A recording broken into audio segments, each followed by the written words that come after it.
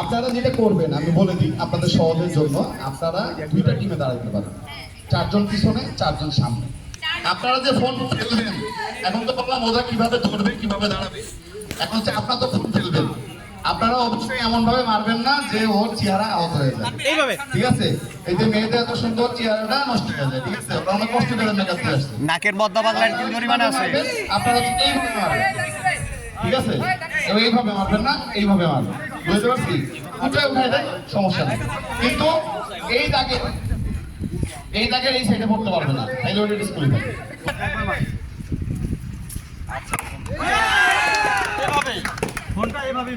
আপনারা ওইভাবে মারবেন না, আপনারা ডাইনার হবে মানে 1 অ্যাকশন।